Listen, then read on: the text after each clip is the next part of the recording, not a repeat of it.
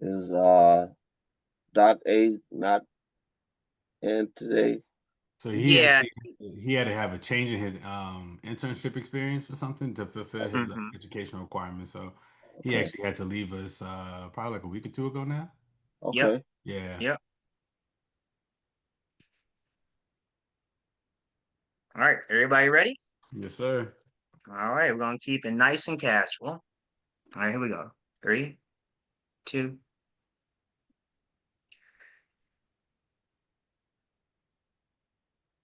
Hello, everyone. Welcome to another episode of our podcast, The Mind of a Brother, where we have a mission, and that mission, as brothers, is to be dedicated to the field of mental health while maintaining authenticity, reducing stigma, and making a meaningful impact in the lives of others.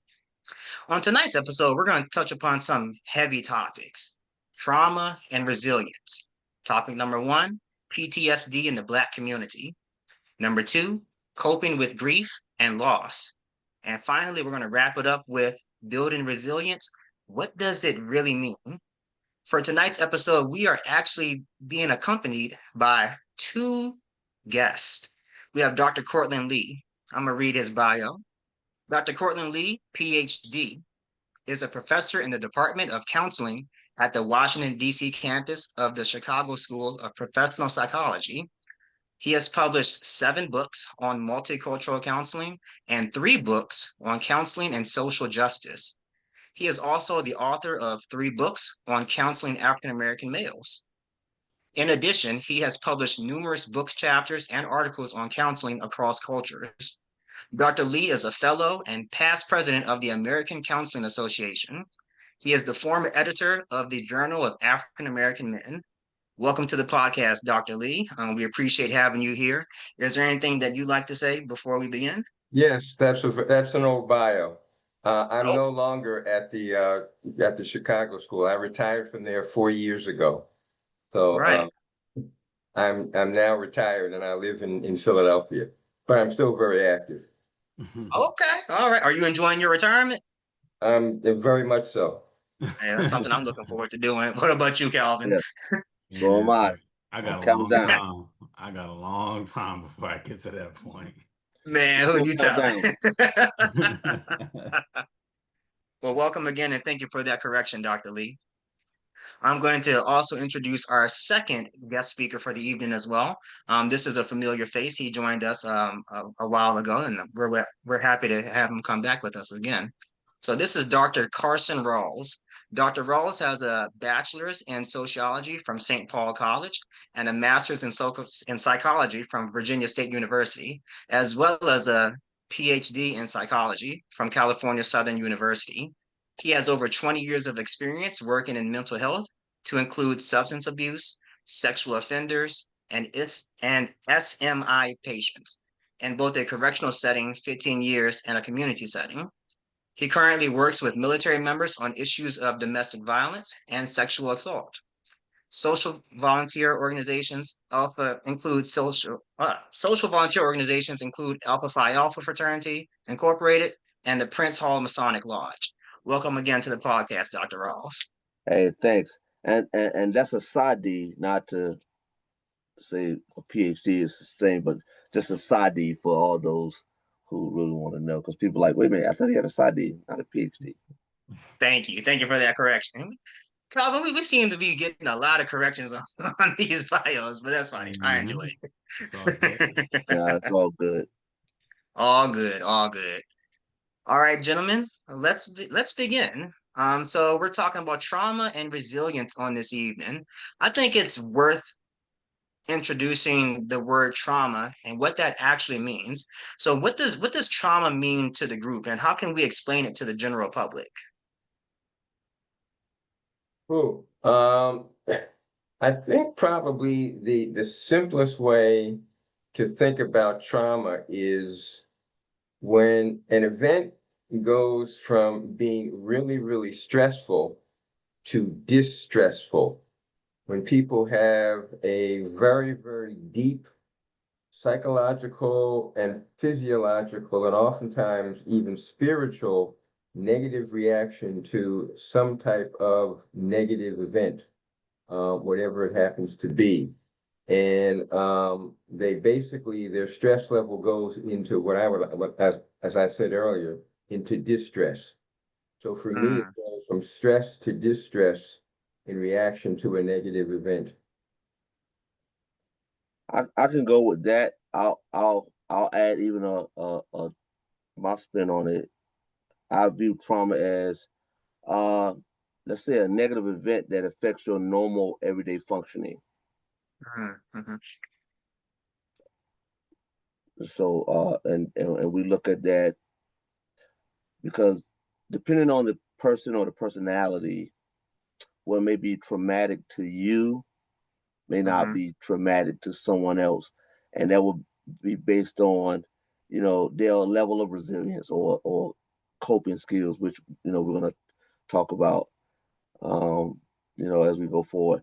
And I want to stop because I cannot, Dr. Lee, it's good to meet you, but you look like Ozzie Davis. And I was just like, when I'm looking at him, I was like, man, has anyone told Dr. Lee he looks like Ozzie Davis? Are we just going to ignore that? I get that quite a bit. In fact, I got it just the other day. I get at least once a week. Oh wow! I was like, are we going to ignore that he looks like Ozzie Davis to it? Okay, It's quite an honor to look like Ozzie Davis. Believe me. I'm gonna act like I know who y'all talking about. See we're gonna cut that one out. We have to stop then and school you. That's really depressing to hear that you don't know who Ozzie Davis was. Unfortunately, he passed away. But Ozzie Davis is a giant in American arts. He was an actor. He was a playwright. He was a trailblazer with his wife, Ruby Dee. They were both actors. And probably what Ozzie Davis is most famous for is writing the play Pearly Victorious, which is a phenomenal play that really skewers racism and segregation. But he also did many other plays and movies as well. They wouldn't know that one. They wouldn't know. I know that one. They will probably remember a culture genre such as movies. And Ozzie Davis was in a Spike Lee movie, Do the Right Thing. Okay. Him and his wife. He was the mayor, and Gotcha. and Reverend Mother was his wife in the movie. Gotcha. So yeah. All right, now I'm catching on. Now I'm catching on. So yeah, but he as Dr. Lee said, he is a giant as far as even the Civil Rights Act and that genre. I mean, he was frontline, not only with the marching but speaking it, writing plays. He was even involved, which I found out later, even in writing musical. Like he was into music and as well. So he had his hand in everything, and everybody knew him. So yeah, he marched with Dr. King. He was in that group with Harry Belafonte and that group who basically, and he also spoke at Malcolm X's funeral. He was very close with Malcolm as well. So again, you young folks, it's a problem with what you've been taught about, what you haven't been taught about your elders. Yeah, I agree. And that adds Dr. Lee on, and I'll just kind of push that into the topic of the PTSD in the Black community. I think not having some of those historical references and framework from our elders, I'm lucky to have it. I'm lucky to be old enough to have it, but that allows us not to have that resilience because we don't know who we are. And we don't know where we came from. So we're easily affected or we assimilate to things that are not of us. We try to get in cultures that don't belong to us. We try to get indoors and crawl through windows, and we want to belong to places where we created the room. and we're crawling through the window, but we don't know. So, you know, PTSD, as you have it as your topic, and is affecting the Black community, in its traumatic point, it's passed down. It's almost like a genetic trait. It's something that is in my day, it was the boogeyman, you know, but that came from somewhere, you know. When somebody told you something because they was traumatized, saying, "Hey, don't go by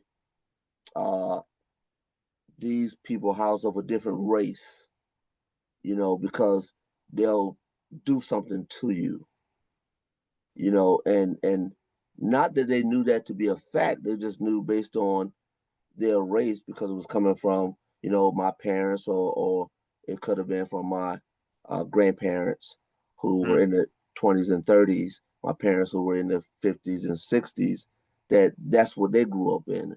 And so they passed that trauma and anxiety down to me. And then I would pass it to my children. I remember a story. I remember a time my grandmother and my father's mother was together, and I was driving her somewhere because I was so glad to drive. I think I was maybe 16, maybe 17, and I was glad to borrow the car to take her somewhere. And I took her to a pharmacy, and she was talking, but she was talking with her head down. And I didn't understand it at the time, but when I asked, in her range, you know, you didn't look at white people in their eyes, and we're talking about this had to be the 90s or the late 80s, early 90s, and I'm like, what? You don't look at them in the eyes. It's like, that's insane. But I didn't. I'm too young. I was too young to understand the trauma she had. You know, while other races are passing down financial wealth, financial growth, academic prowess, we're passing down, you know, trauma and anxiety based on what our parents had and what their parents passed down to them. Oh, wow. Okay. Yeah, So I what I'm think getting from both of you is that we can pass down trauma as well as resilience. well, I think what Dr. Rawls is talking about is something that we can call generational trauma. And Exactly. I've been talking a lot about this lately and trying to contextualize it. If we think about our experience as people in this country, which goes back to 1619, when the first boatload of Africans were dropped off in Jamestown, Virginia, there are really four historical periods where we have been traumatized. And basically, this trauma's come down from that. We've got, first of all, the slavery period, which goes from about 1619 to 1865. Right. And we know that slavery had its own set of unique traumas. We don't have to revisit them. We know what they're all about. Then we had that period that goes from about 1865 to 1965, which we can call the period of Reconstruction and Jim Crow, because it was in 1964-65 when we had the Civil Rights Act passed. And it was supposed to theoretically drop down a lot, break down a lot of that stuff. Then we had the Civil Rights era. And even though we supposedly made progress, there was an awful lot of traumatic events that took place. And being an OG, as I like to call myself, I mean, we had the assassinations of Martin Luther King and Medgar Evers and Malcolm, and all the other stuff that went on. What happened to Emmett Till, even though that was a little bit earlier, in the 50s. But even though we made all this so-called progress in the 60s, there was an awful lot of stuff that traumatized us collectively. And then we have what we can call a contemporary era, from, maybe about 1965 to today. And when we think about where we are in 2025, in terms of just the horrors that we live through on a daily basis, that again, we have these traumas. And as Dr. Rawls alluded to, they've been handed down from generation to generation. We're still dealing with trauma from 1619. And it's just been, in some way, shape, or form, been handed down generation to generation to generation. Now, hopefully we'll talk later about the resilience that we've had over that time period, but we've been traumatized for over 400 years. Hmm. So as a people, what could be some recommendations on either overcoming this trauma or dealing with this trauma? So trauma is so different, and a lot of people. So in a clinical field, if you're doing therapy, we talk about EMDR, being able to kind of flood your brain, be able to focus on the trauma and take the power away from the traumatic event. But Mm-hmm. what you really want to focus on is you first have to name the trauma. Mm, You just can't say, I have trauma. Well, what form of trauma do you have? Where's the trauma stemming from? And you have to almost find the trauma and then, find the shut-off valve, you know, and then you have to kind of reframe your thinking. You have to kind of start to bring in new experiences and remove that fear and that anxiety. And that thing is long term. I often tell patients and I even tell other colleagues, if I've been dealing with trauma for 40 years, it may take another 40 years to get that trauma out of me because it's mm, embedded in you. mm-hmm, Now I can manage it is what we like to do to learn how mm-hmm, to manage anything. But to erase it, I mean, we're gonna get into resilience first, so I don't want to jump, but we have to start calling trauma out when we yeah, see it. We have to learn what trauma looks like. Like I was saying earlier, um, your trauma, Ricky, or for Dr. Lee is not going to look like Calvin and my trauma, yeah, and based on any geographical place of where we're from, our upbringing. I know last time I was on the show, we talked about having fathers in the home. Did you have their mm, father as a buffer mm, or to assist or not?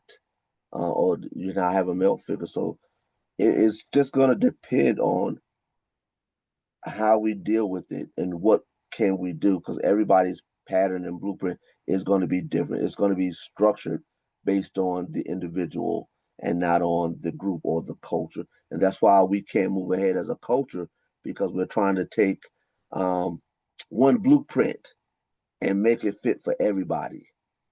mm, But because everybody, the thinking, your mindset is different, and everybody ABC is different. And when I say ABC, I'm talking about the part of the cognitive behavioral treatment plan, activating event, belief, and the consequence. So if your ABC is different, then yeah, your outcome is going to be different. wow, But but saying that, I think there's some, in my experience, my clinical experience, and in the research that I've done, there's some buckets or categories, if you want to look at it that way, that we can kind of put the trauma that we see in. We know trauma when we see it. If an individual walks in with what I would call internalized devaluation, they are so devalued internally that they don't think they're a good person. This is again where resilience comes in. But I think about so many Black men that just, they just don't value themselves because they've been told that they have no value. And they mm, start to internalize this. And that's part of the trauma. When you become traumatized in some way, you start to devalue yourself. The other thing that I've seen, and particularly working with Black students on white campuses, because I've spent a lot of time working on white campuses, is what has been called racial battle fatigue, that they just get so tired of having to, be the only one in their class, dealing with racist professors, dealing with racist students, just dealing with a whole environment that they don't see many people who look like them. Things like they don't know where to get the haircut. They don't know where they can go to church. I mean, it's just after a while, it's like being in battle, and they're Yeah. suffering from racial battle fatigue. It's not just students. I mean, all the brothers out there on the street every day dealing with the stuff they have to deal with are dealing with racial battle fatigue. And that's kind of relates to, the PTSD that we talk about. I think the other thing that a lot's been written about, and certainly I've seen, is just rage. Why are black men so angry? Or black people, but certainly, why are black men so angry? Well, you get traumatized and kicked around enough, and you go beyond anger, you're into rage. Mhm. And then finally, there's something that a colleague of mine identified as cultural dysthymia. Now, dysthymia is something that is kind of considered ongoing chronic low-grade depression. But cultural dysthymia is the dysthymia that comes when you spend a whole lot of time being black and struggling with that. I And like that. it's like what Fannie Lou Hamer, who's another person you probably don't know, Ricky and Calvin, but Probably not. Fannie Lou Hamer talks about, I'm sick and tired of being sick and tired. Yeah. And you probably heard Mhm. that before. Or what Zora Oh Neale yeah. Hurston talks about when she says, I done been in the kitchen and licked all the pots. Mhm. It's just this whole notion of on a daily basis, I don't mind being black, but it's highly inconvenient at so many times, and I'm just sick and tired of being sick and tired. So it's this Mhm. cultural dysthymia. So often these are the kind of reactions that we see that are real indicators that the people are dealing with trauma that or have been Mhm. traumatized. Mhm. It's good to you meant that, and I want to throw this out to Calvin and Ricky so they can give me, because I like to hear their thoughts. But the culture dysthymia that you were talking about, um,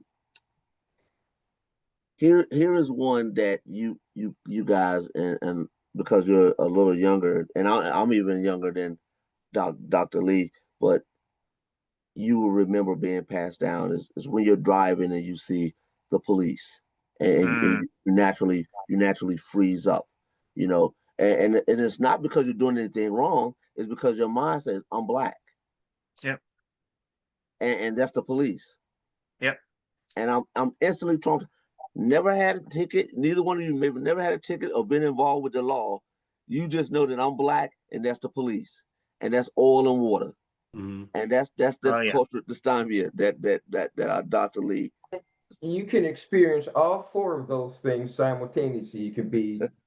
You start to internalize some sense of I'm not good enough. So that internalized evaluation. Oh Mhm. God, here's a cop. I know he's after me. And racial battle fatigue. It's like, just this rage, why are they after me? I didn't do anything. So you see the rage.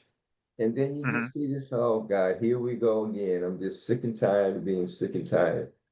Um, I, Yeah. Yeah. I mean, so you can see all of these things happening simultaneously, which basically really indicates the level of trauma that Yeah. we experience so often, particularly as Black men. Yeah. It's like, we're in a battle that's been going on since before our time. Correct. Mm-hmm. Facts. I would like to even toss out there one way that I've had to kind of look at trauma is that it's really like a compound effect, right? That it's one thing that has just built um, on another, on another, on another, since 1619 all the way until 2025 from, the moment that we got here in Jamestown to the crack epidemic to the war on crime to, I mean, even the recession, because a lot of during that time, a lot of the crime rates went up just due to the lack of resources and stuff that was going on. And so, one way that I try to express it is that we go back to the common phrase that there's nothing new under the sun, right? And history has no other choice but to repeat itself. And so, even considering what trauma is and how it's played out, it's you know the events of it might look vastly different, right? Because I ain't trying to be funny. Nobody was smoking crack in 1620. Like that wasn't a thing. But the effect of it and how it affected the community um, can, in a lot of ways, resemble how it did when we first got over here, because there was just such a lack of It really tore apart the community, same way it did when people was getting sold off. It took a lot of black men out of their home because whether it's because of addiction, whether it's because of incarceration.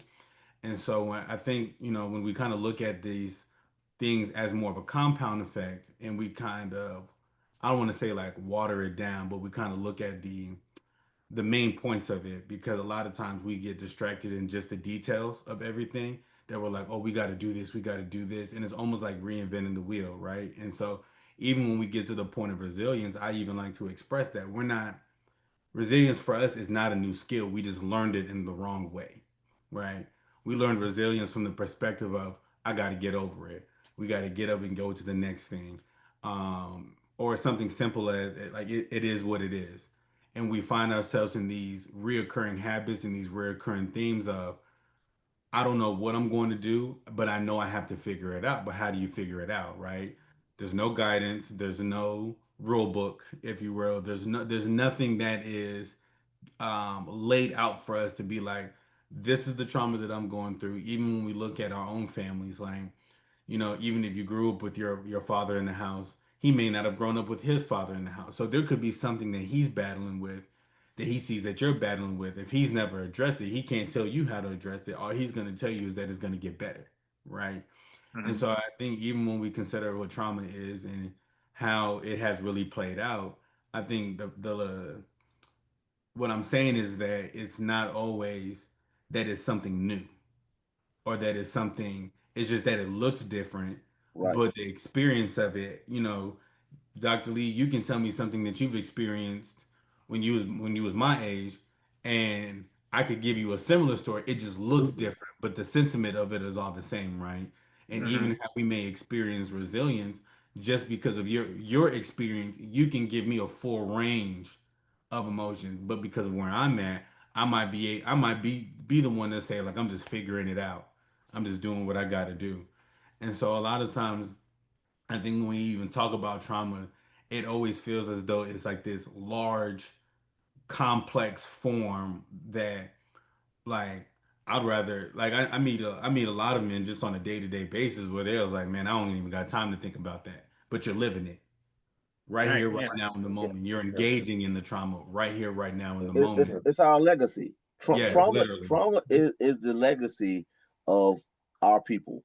Yeah, It is identifiable, it's quantifiable, yeah. and it is such of an accord that we have accepted that it belongs to us. I Mm-hmm. have nothing else but trauma. Trauma. When you're handing out things, we don't want, you know, resources and financial well being. I'll take a bag of that trauma over here because I know that belongs to me. Because I don't, Mhm. like Dr. Lisa, I don't think I'm good enough for learning how to be financially independent and home Mm-hmm. ownership and on a car. But I know what, I'm familiar with that black bag over there. Is that a trauma Mhm. bag? I know when I see it, and so Mm-hmm. let me have that. And we tend to cling on to things that we're familiar with, even when it's not good for us. And you talked about compound trauma. Um, and we get that compound trauma and get more trauma, and then we go out and we find somebody who has trauma like us, and then we trauma bond, Mm-hmm. in relationships, and then we have trauma babies, and then we Mm-hmm. continue to increase the cycle of trauma in the black community, and therefore here we are. And if you think about it, because we don't basically pass down from generation to generation wealth, because that's an issue that's always been an issue historically Yeah, in the black community, is that we don't have generational wealth to pass down, but we do have trauma to pass down, and we pass right. it down. We do Um, it well. and we do it well. Yeah, but I think listening to this, I think it's really important to understand, and it kind of takes us into resilience, because think of all the stuff, positive, phenomenal stuff that has come out of Black trauma. Mm-hmm. Mm, America's original art form, music form, jazz, the blues, the jazz, all that came out of trauma. Mm-hmm. exactly. People talk about our athletic prowess, and it has nothing to do, it may have something to do with physiology, but it has a hell of a lot to do with trauma. You know, and when you think about, you know, the Black athlete, so much of our success as Black athletes really has come out of trauma. So think about our food. We talk about soul food. That came out of trauma because, you know, in Inventions. slave times, we didn't get the best food, you know. And if you look at it, you could say, oh my God, you know, we got the feet, you know, we got the butt, we got this. You know, we can say, we're going to starve. No, we're not going to starve. Okay. We're traumatized by this, but we're going to figure out a way to make it palatable so that we can eat it.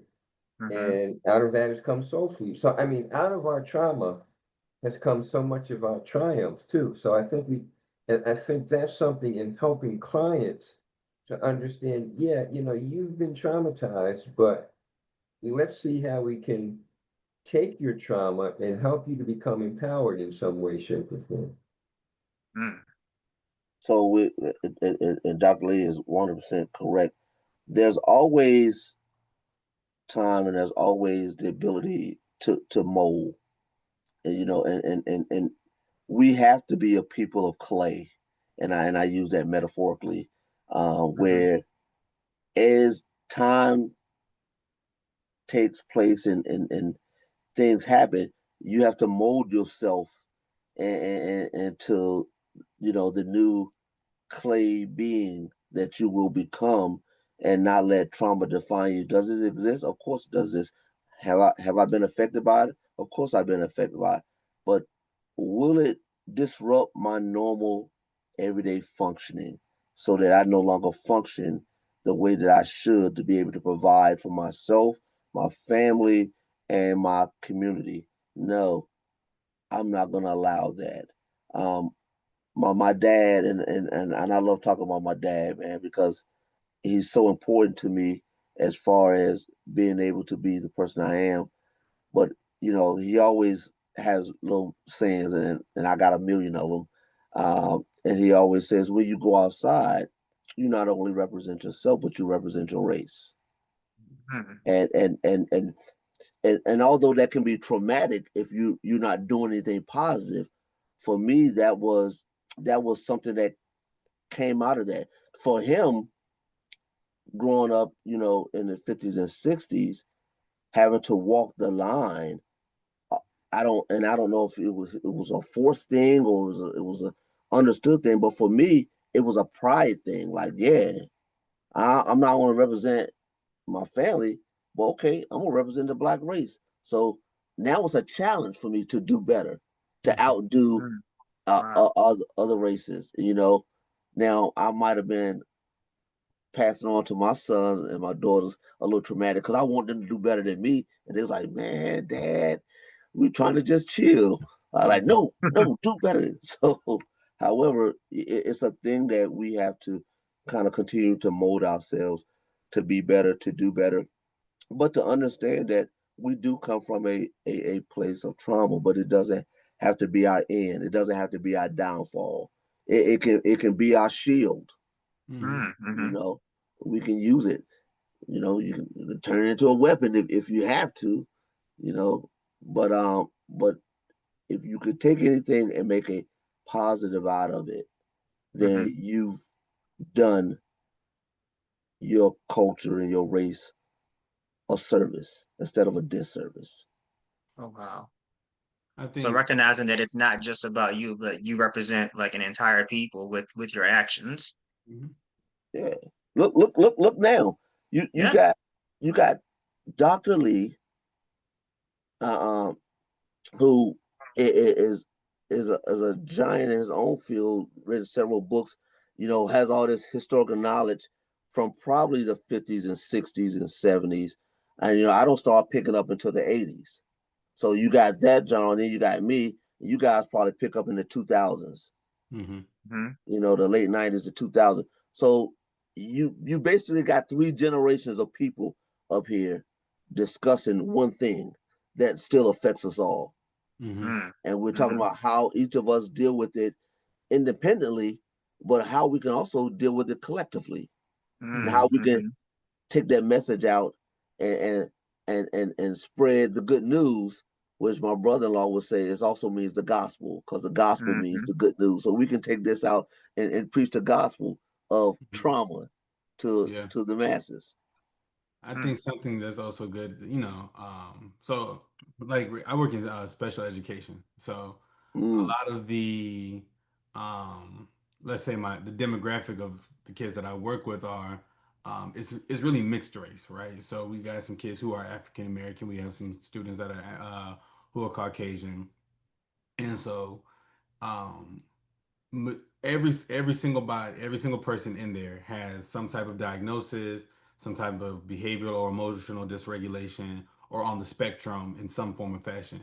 And so it's interesting when you look at how, though these different students from different walks of life or backgrounds, how they cope with their diagnosis, right? And again, mm-hmm. a lot of that is based on the resilience factor of them, right? And so when Mm-hmm. I'm working with each one, I've learned that, um, trauma to the Caucasian kid is like, oh, my parents yelled at me, right? But then I Mm-hmm. go have a conversation with a 14-year-old girl, and she's telling me like, the only thing I see myself doing is being a drug dealer, right? Mm-hmm. Again, she's 14, and so it's always interesting because I can sit down with her, have the conversation. We can have the same conversation every day for a month, right? But she only sees me for maybe an hour just because of what I do, and I have to service many of kids. But it's like, I think sometimes we have to remember that they have to go back into the traumatic event that we're trying to educate them on, And so even to that, it's like, she's had 14. She clearly had this idea way before she even met me. She Mm-hmm. clearly had this mindset of, this is what I will do once I turn 16, 17, 18 years old.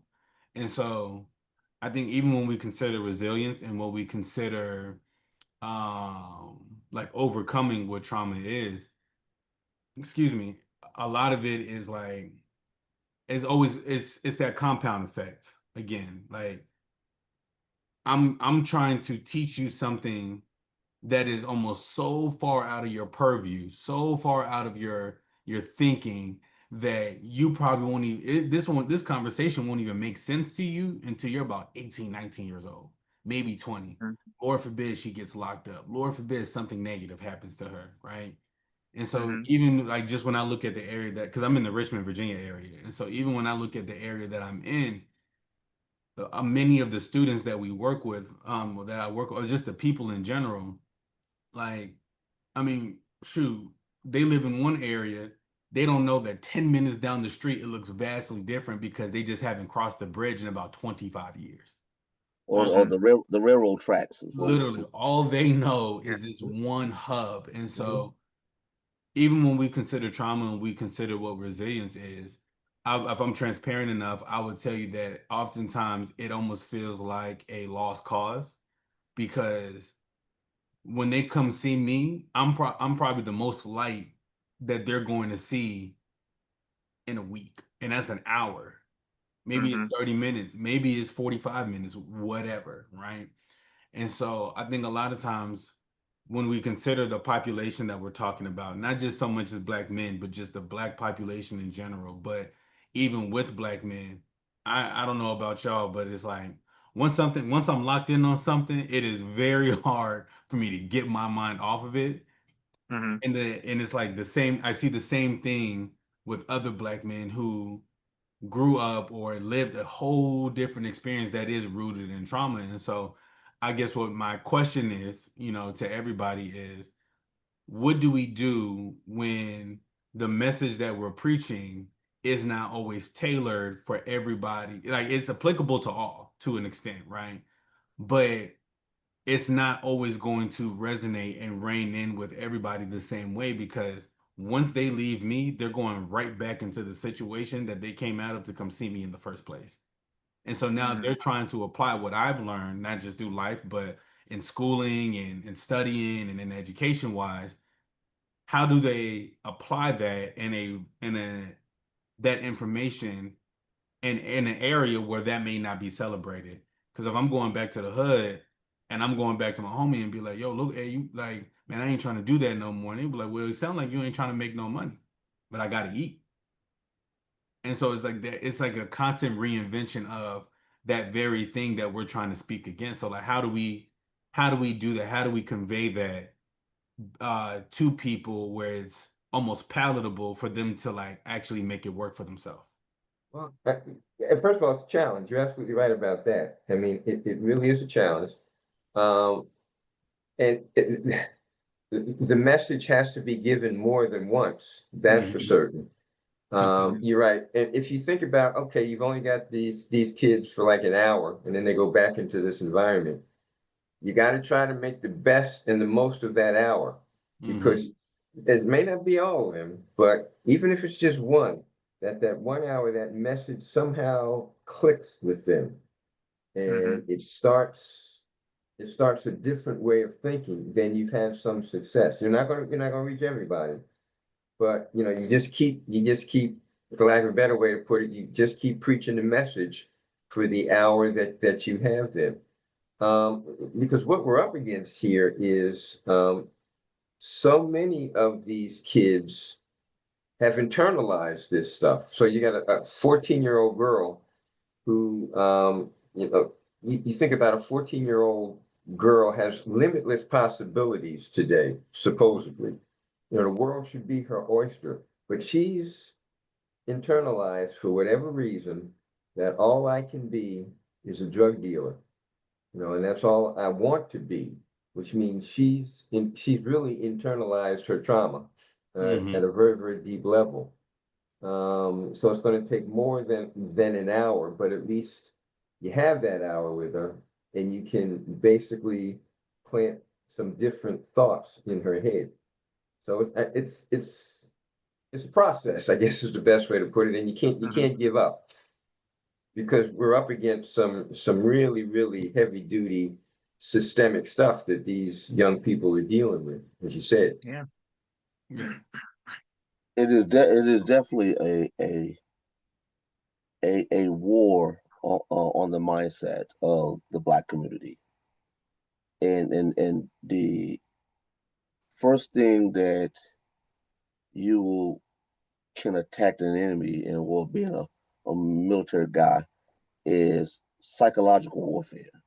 Hmm. And so the culture has attacked our psyches all the way from our grandparents, so our great grandparents, to our parents, to us, and we passed that down. And if we didn't have uh, the ability to have to be resilient, it looks like I may be frozen. We can still hear you.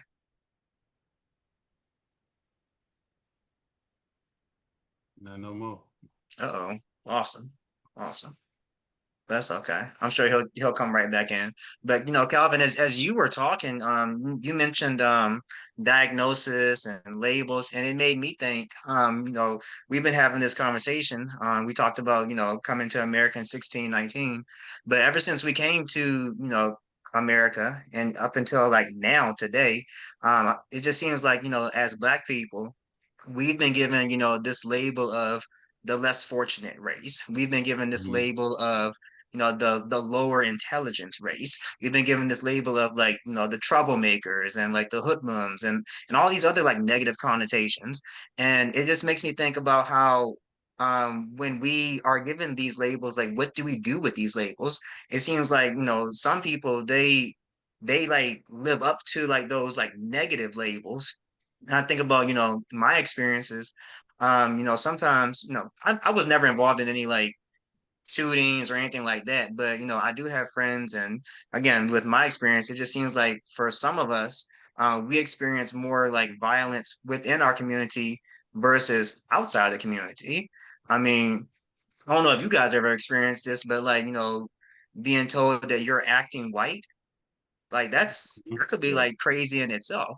yeah, yeah. And that's one of the worst things that works against us. That this anti-intellectual, anti-education, that somehow, if you want education, if you want to be educated, if you come across as being into books, being into education. Somehow you're trying to be white, Hmm. which is nonsense. I mean, Yeah. throughout our history, one of the ways that we have owned our trauma is education. I mean, for Hmm. example, I mean, look at our history. White folks told us, we couldn't go to school. So what do? We started our own schools. That's why we Hmm. have HBCUs today. Yeah. And HBCUs basically have trained throughout our history. Most of our leaders have come out of HBCUs. Hmm. Um, so this whole nonsense, and we have people, all these people who are part of what Du Bois called the talented tenth. These people Hmm. who are highly educated, and have valued education. So I don't know where this nonsense started that if you want to be educated, you're being white. I don't remember that when I was growing up, because education was highly prized, Hmm. in my community when I was growing up. But we have got to turn that narrative around that education is for white people, it's not for black people, because Yeah. that will continue to keep us down and continue to perpetuate the trauma.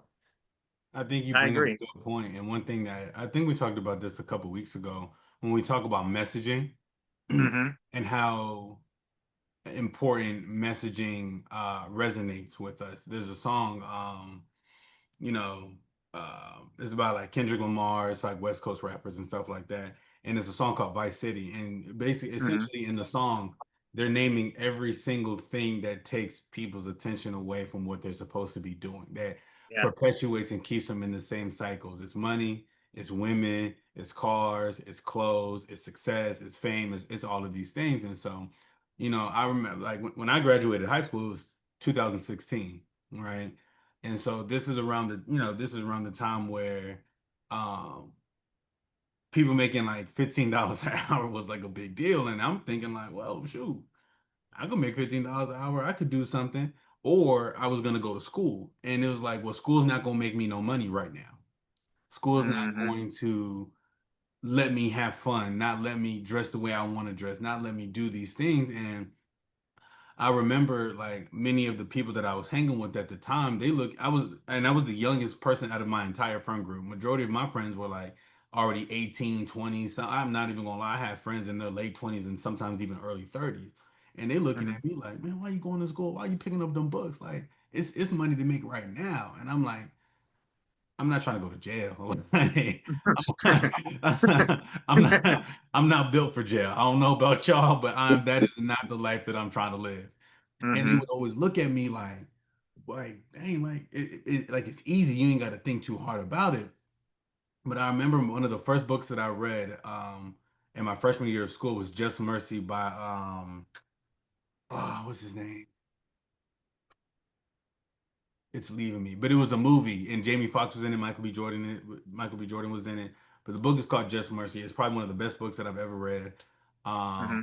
and I always suggest that anybody that has the opportunity to read it, like that is a good book to read because it does cover everything from mental health, the incarceration rate, the effects on long-term trauma on communities, and so on and so forth.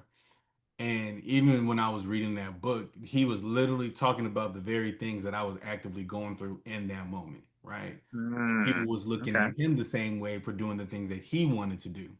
And Hmm. so I think a lot of times we get so wrapped up in the messaging of those that we're close to and those that are based off, things of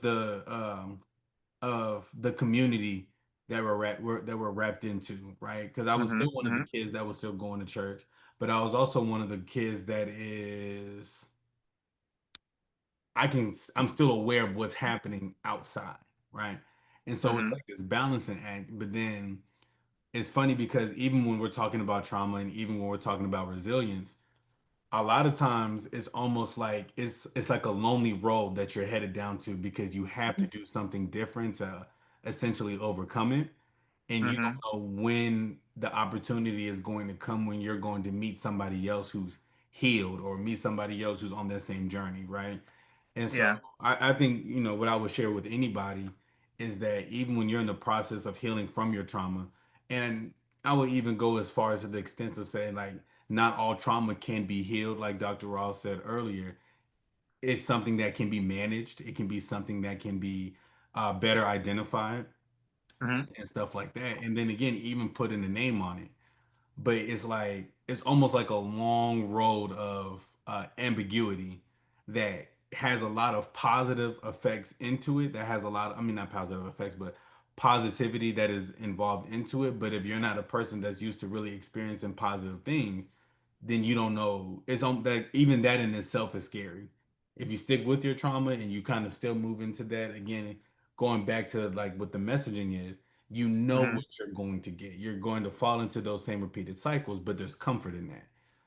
But on the Mm-hmm. other end, it's like, well, if I'm healing from my trauma, I'm showing this resilience. I'm showing this awareness, not of not just myself, but those of the people around me, how it's impacting me. That oftentimes make me feel isolated as well, and that's scary too. Well, That we talked about you got to start the seed somewhere. You got to sow the seed somewhere. Mm-hmm. The resiliency has to start somewhere, and sometimes we already have coping mechanisms and skills within ourselves that has yet to be unlocked. And sometimes when we're faced with trauma, that's why some of us deal with trauma a little better than others because we have that shield of ability to cope Mm-hmm.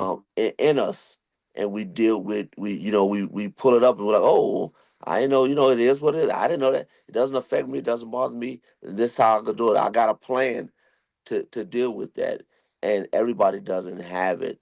So as you were talking about the young lady who just know they're going to be a drug dealer, the 14-year-old, they don't have that coping. They can't see that um, road, and so that time you spend with it, you sow that seed. You start to build up their resilience, or they may have that just needs to be unlocked. Yeah. We just have to understand who we are. Yeah. I don't know what's in my toolbox of life of this blackness that I have as a black man. I know that I've seen other black men and they're able to manage it. I see Ricky and Dr. Lee and Calvin out here, making things work, but I'm struggling. How do they do it? Where's my black toolbox, my black superhero cape? Mm-hmm. Mm-hmm. What do they know that I don't know? And so I'm traumatized even by watching people like me do better or or Mm-hmm. or or, or, or, or That's a good one. manage it. And and we some people like to talk about the crab mentality. I'm not going to even go in there because it really doesn't mean what people think it means. However, um, we just gonna move on past that. Yeah. However, having somebody like you three gentlemen to mentor to me, if it's for 30 minutes or an hour.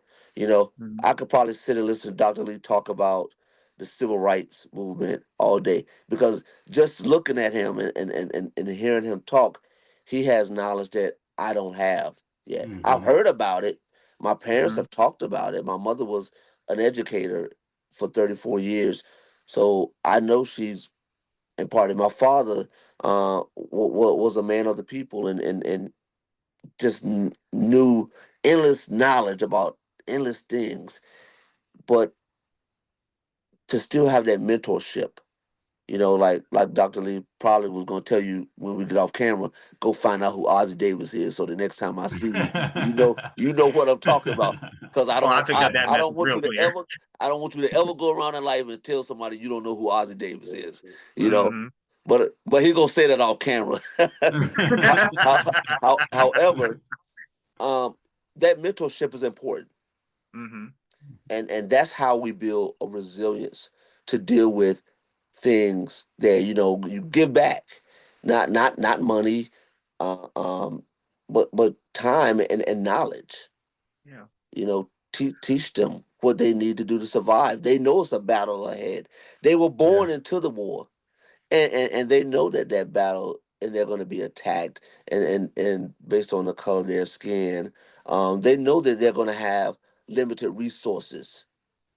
They know that if they get ahead, there's somebody of another color or race that's going to either try to get in front of them and cut them off, or use privilege to benefit them, and we don't have that. So they need to be equipped with the tools of resilience in order to be able to not only survive but succeed.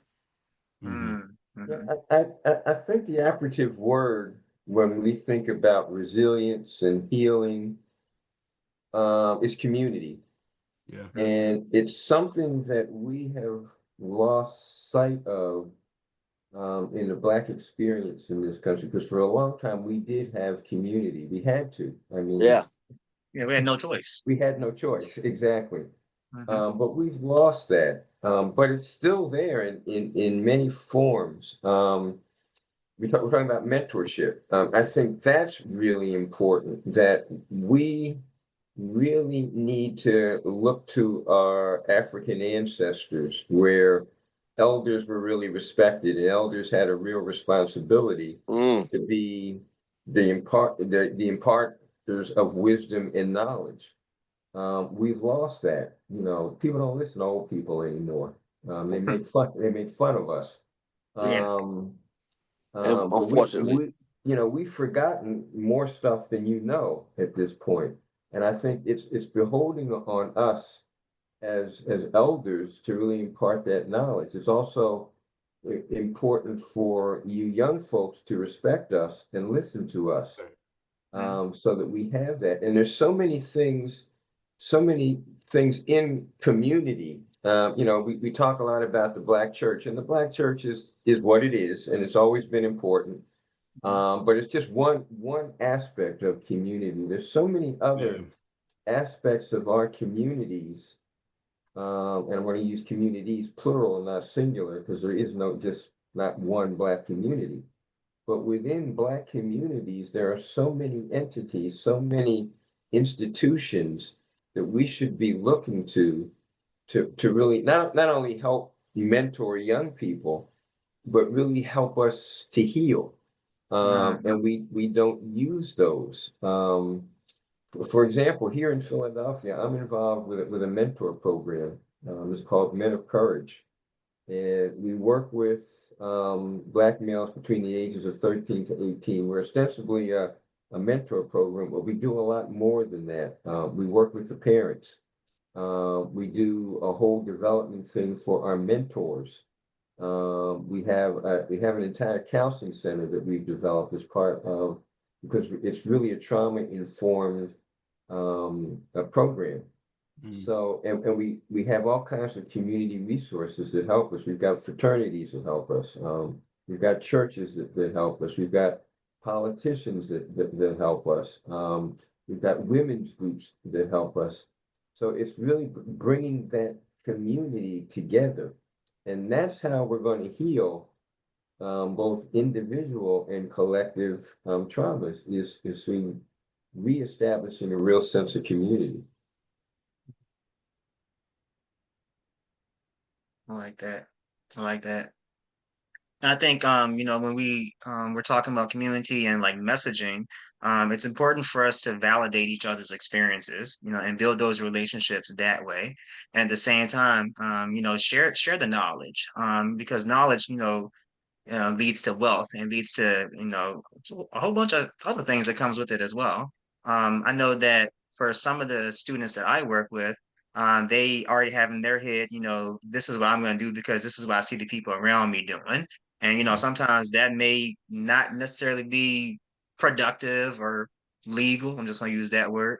So just continuing to share the experiences of our people in general as a people of like survivors, but also people who are, intelligent, people who have made, success happen that didn't result or incorporate, drugs and alcohol and, just, a whole bunch of other things that can lead to jail time.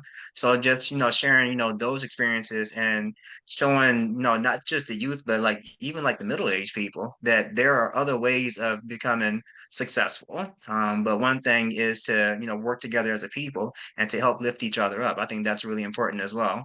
When we think about, our people in general, we have, a lot of people in the Black community who who became, you know, professors. I mean, we're talking to two doctors amongst us right now, and that's something, you know, I'm in the Richmond area as well, and I know with the students that I cater to, that's not common. It's not common to see a Black person like with degrees.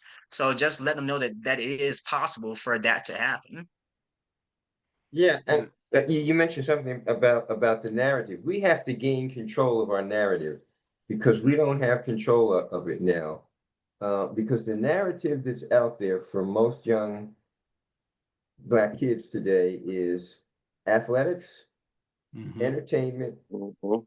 and being a gangster, the gangster life, you know, and they're kind of tied together because so many Yeah. athletes subscribe to the gangster life and the rap and all that kind of stuff. Yep. Mm-hmm. Um, you know, and you know, the whole notion of being the scholar in that again is like, you know, or trying to act white, you know, as we talked about before. Mm-hmm. We've got to gain control of the narrative that Black people can be anything that they want if they put their mind to it and their support for it. We need so many Black doctors.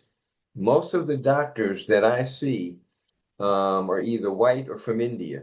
Right. But we're the Black doctors. You go to a hospital and, you know, all the support staff are Black, the nurses, Right. you know, but you don't see Black doctors. How many Black lawyers do we really see? You know, how many Black entrepreneurs, honestly, do we really see? Now, when we think about Black entrepreneurship, we think about all them folks out there, you know, making money from drugs, and that's not what we're talking about. Right. So we've got to really figure out a way not only to grab control and take control of the narrative, but then also through community, like I said before, start really mentoring so that, and the story gets out that, you know, Ricky or Calvin can be anything they want to be. Mm-hmm. Yeah, I agree. I think not only uh creating the narrative, but being visual. So not only you talking about these individuals, where can I find them? Where can I locate them? Where can I see them? Like, you know, not only on this podcast, but Dr. Lee's in Philadelphia. I'm in Northern Virginia. You're in Richmond. Where can I see Black people engaging in Black excellence?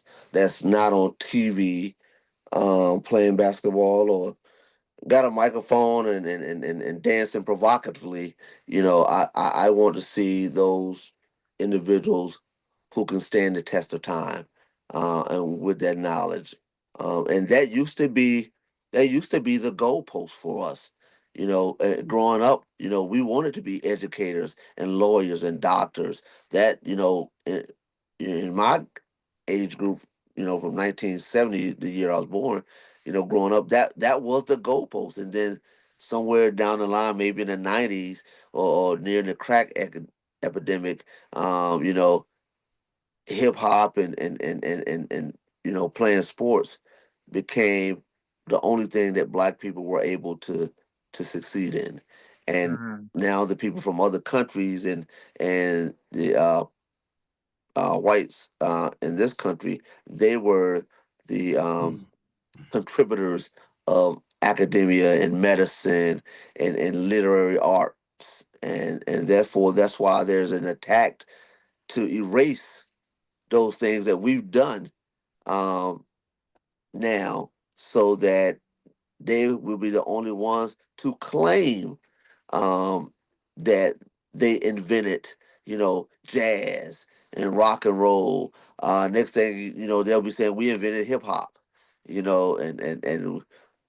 they already saying that they invented basketball from Dr. James Naismith. But if you do the history, that's actually not true. So there's a lot of things that they want to remove from us, and if we don't get a control of the narratives, Dr. Lee said, then we will cease to exist.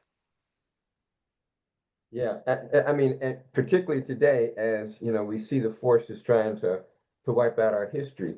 But to give you an example, I think that's really important. I think most Black kids today can tell you who's playing for the Celtics or the Lakers or whatever. But I bet you very few black kids know that, we got a group of astronauts now who are training to go to the moon. And sometime Mhm. within the next 5, 6 years, there's Five going to be years. another mission to the moon. I bet you there's not one black kid who could name the black astronaut who's in that group that's going to be the first black person to walk on the moon very soon. So there's something wrong with that when everybody can name the starting five of the Boston Celtics, but they can't name the brother who's going to the moon in another 5 years. Yeah, Mm, that's a good point. wow, that is a good point. I think it also points to like what is being portrayed towards and against our people. We see a lot of times, gang violence on the news, this shooting happened, all this kind of stuff. So as a people, we have to really look past, that narrative and see like the real truth as well. We And to also normalize it, that it shouldn't be the exception to the rule that Mm-hmm. there's, five guys graduating from medical school, and if you see that, that's like big news. Mm-hmm. That should be normal. Oh, great. Five, no, it shouldn't be a big deal at all. right. It should be, yes, we're expecting five black guys to be graduating from medical school. Right. Mm, I went to probably in May. My cousin graduated from Morehouse, Mhm. and being in Virginia, you graduate college, you get a congratulations, pat on your back, whatever. But out there in Atlanta, like it was a huge deal. Like you see it on the top of buildings. My cousin was just walking around with his Morehouse shirt on. It was I'm not even trying to be funny. It was like a drug dealer stopped everything he was doing, seen my cousin with his Morehouse shirt. He said, "Man, congratulations," and nice. gave him put a couple dollars in his hand. And I was like, that is that big of a deal, like, and so that's why messaging for us is so important because like when I was down there, that like I'm not gonna lie to you, I've never seen that many successful black people in one place Mm, where I was Because like, And that they and this is that's been crazy. the way it's been in Atlanta for well over 100 decades. years. I Yeah. mean, that is the black culture in Atlanta. I mean, that's where Martin Luther King came from. Yep. That mm, Morehouse Spelman, I mean, mm-hmm. that is our equivalent to Harvard, and it has been for a long time. But again, that's not the narrative that you hear widely. Right. Mm-hmm. So Mm-hmm. what Atlanta did, and what some other places have done, they've learned how to rebrand themselves, and that we're talking about Georgia, Mm-hmm.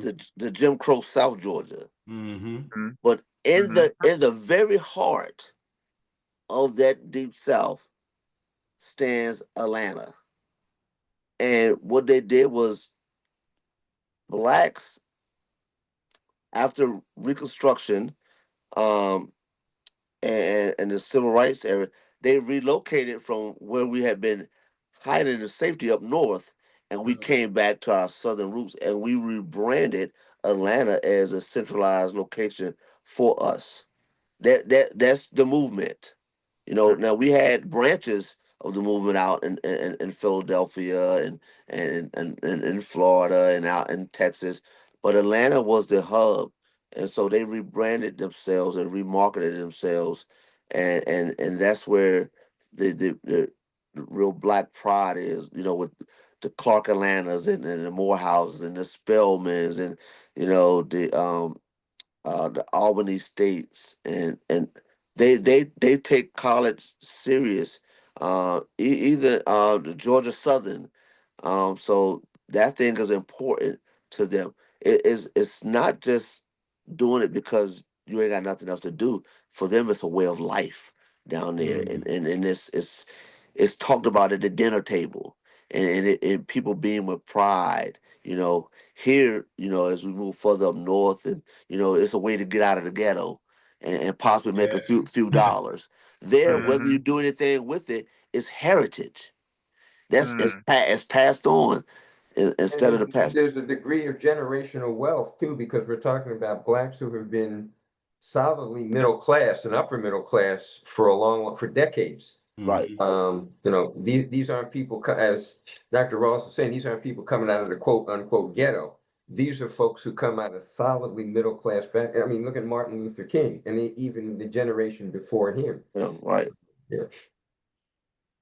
Yeah, I had a chance to pass by Ebenezer Church, and I have siblings that live in that Atlanta area, actually Jonesboro, Georgia, and I had never been by there. My wife and I drove by it, and I saw the church, and just driving by the church, I had chills, and I we were headed to dinner, and we had reservations, but I really wanted to stop, but just seeing it Mm-hmm. was enough for me, and it reminded me of the time where I went to Memphis, to the Lorraine Hotel, and I went down there, and I've been down there a couple of times, but when I went there, that brought chills. So I was like, these are places that we need to let our children know a sense of pride.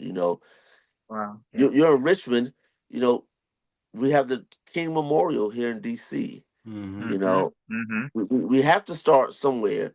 That look, they got a black statue of a black man standing watching over Washington D.C., which Standing tall too. right, which Benjamin Banneker Mm-hmm. created the blueprint. So and I'm sorry, my Alexa is talking right now. Alexa, turn off. Signed kicker Eddie Pinheiro replaced Jake Moody. Oh man.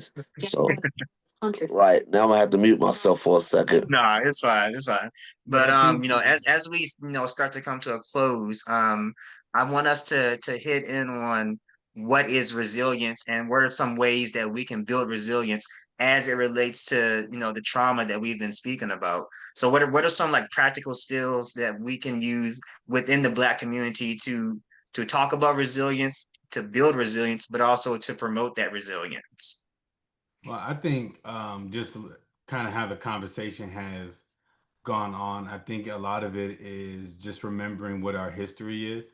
Our Mm-hmm. history is not always filled with the negativity of trauma, not the negativity of what somebody else has done to us. I think a lot of times we do have to remember that we do have Dr. Lees, we do have Dr. Ross, we do have Calvins and Rickies and stuff like that. That despite what we have gone through, despite what we have been through, that we are the individuals who are recreating the narrative Mm-hmm. about what trauma is, how it impacts us, and that there are ways out, right? Despite of your background, despite of your history, when we even if you go back before your history, it's those that's done it, and so even when we're considering like resilience, I think it's really just going back to those communities and reminding them that there has been clear examples. Same way how trauma is quantifiable, the success of trauma is also quantifiable as well, and it should paint a better picture on who we are, and it's just it's educating, and even for some people just getting them to remember that there's nothing new under the sun. People haven't that the things that have happened are not new. The things that are going on is not something that hasn't been going on before, but it does take one person to make the change in order for the ball to keep moving in the right direction. You have to become a product of your dreams and Mm, not your environment. that's good. And I like so that. you have to understand that where I am right now doesn't necessarily have to be where I will be in the next year to 5 years.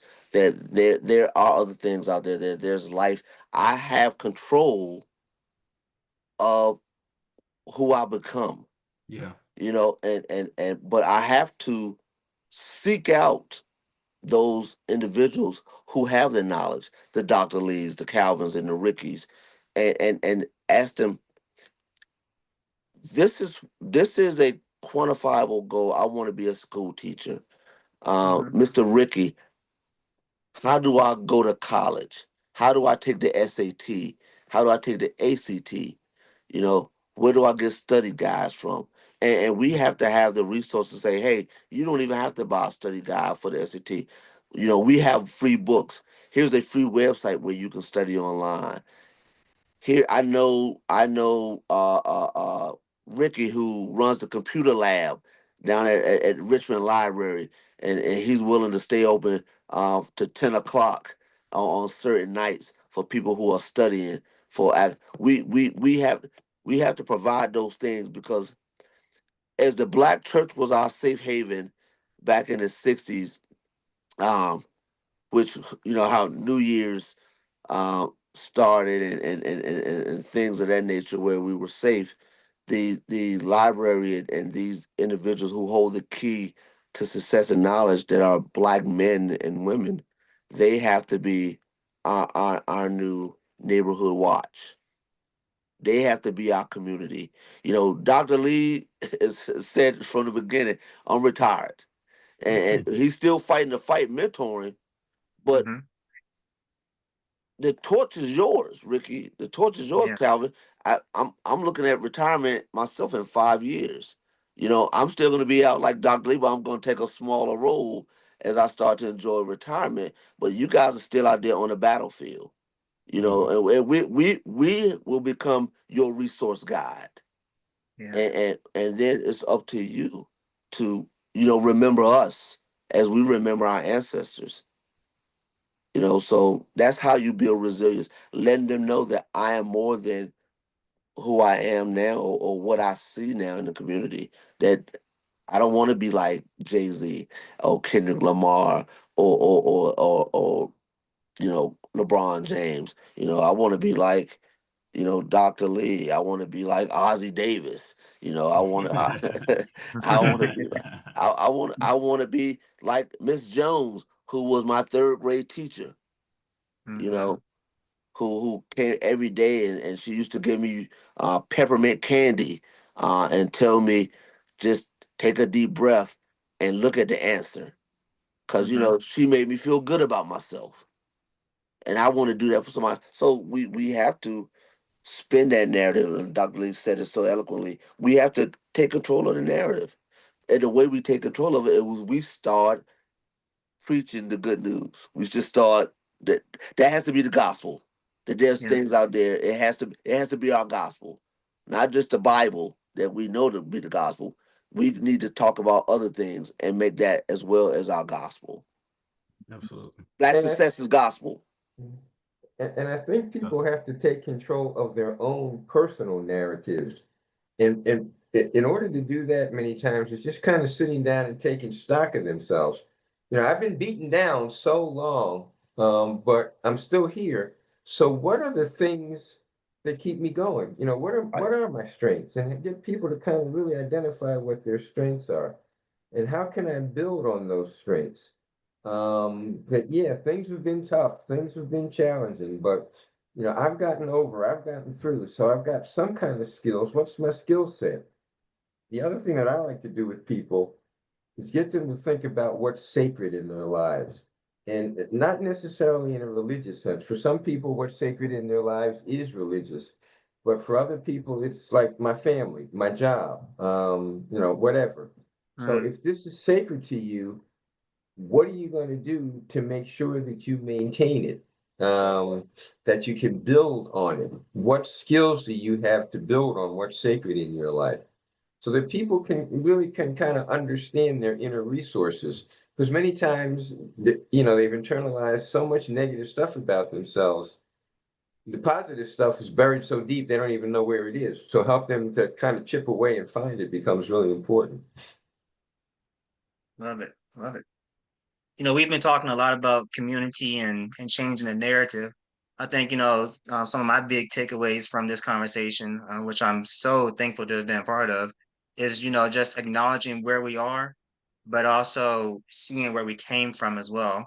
And not only that, have the fore knowledge of knowing that as a people, we've come a long way, but we still have a long way to go. We hear that all the time, but it's Definitely. always going to be true. It's always going to be true. But just recognizing that the possibilities of where we can go as a people is endless. I think when we take a look at, how far we've come, we've made some advances, but again, we can still, do better as a people. We can still lift each other up as well. we talked about community, that idea of each one, reach one, teach one, spread that knowledge, spread that wealth. Instead of throwing stones at each other, let's pick up these bricks that, have been laid before us by our forefathers, and let's keep going down that path of success. As a people, we have a lot of things that have caused us to be survivors, but also to be thrivers as well. And sometimes I think we are, so held down by the things that we see in our immediate community that we don't recognize what happened like outside of our community as well. Within our neighborhoods, we see what we see, but there are some things that are happening outside our neighborhoods that we should, make it a point to get to know and be familiar with as well. Mm-hmm. One of the things that I try to do in terms of helping young people sort of reframe how they think about themselves. There's a term, and Calvin, you're probably familiar with this since you work in special ed, at-risk population. People are at risk. Well, there's a better way to say that. You're not at risk. Well, everybody is at risk. I mean, every day you wake up, you're at risk. I mean, you walk across the street, you're at risk for getting hit by a car. So, everybody's at risk. So that doesn't make any sense. Yeah. So reframing that, rather than saying that these kids are at risk, they're at potential. Love that. So these kids are at potential. Love what we have to do is help them figure out what their potential. We kind of know what the risk factors are. Right. What we want to find out is where's their potential. I love it. I love it. Yeah. Oof. All right. Well, we've had such an educational conversation tonight. I feel like we touched on a lot of different things. So appreciative of you, Dr. Lee, and you as well, Dr. Ross, for being with us on this evening.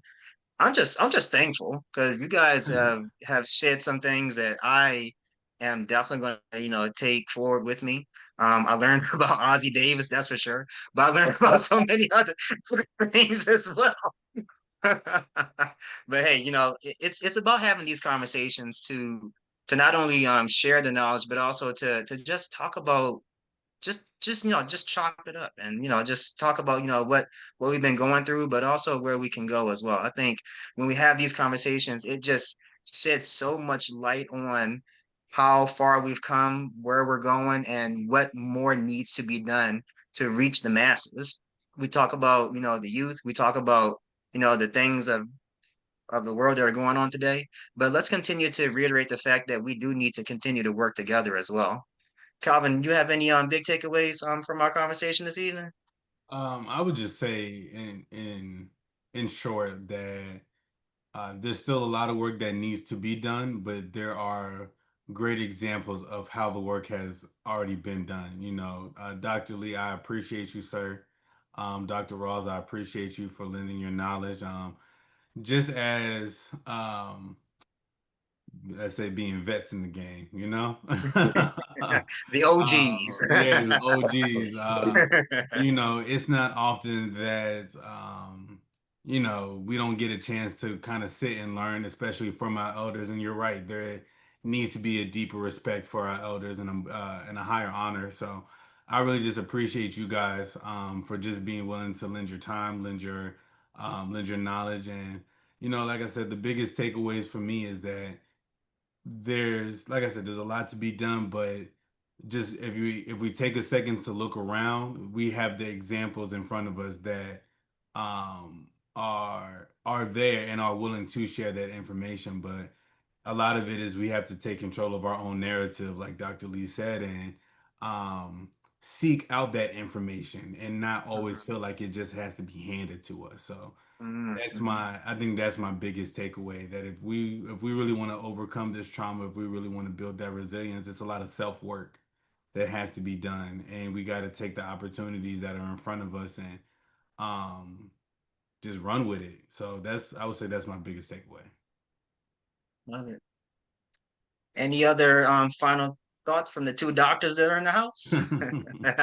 Well, I just want to say it's been a real honor and a privilege to be with you three this evening. I've learned an awful lot, and I appreciate that. And I also appreciate the work that you all are doing. So thank you for including me as a part of this. It's been a real honor. Thank you. Yeah, The honors and ours. yeah, I just want to just say, extend what Dr. Lee said.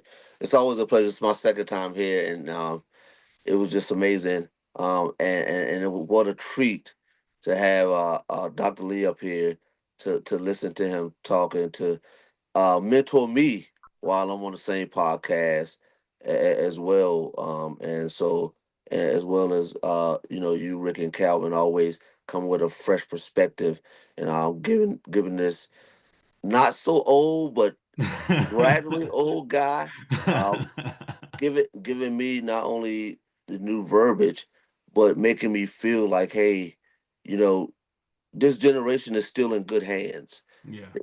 We're not lost yet. The Mhm. battle continues, and we got some real soldiers, some black men out there with their head held up high, that can lead our people, man, in the direction which they should go.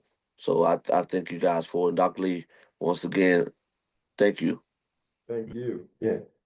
Hmm. And again, we thank the two of you, but also, the other people that have been in our lives to give us like just that sense of direction and guidance as well, because it's very much needed, especially today. Absolutely. All right. Well, once again, thank you all for being here. We're going to go ahead and wrap up our podcast for this evening.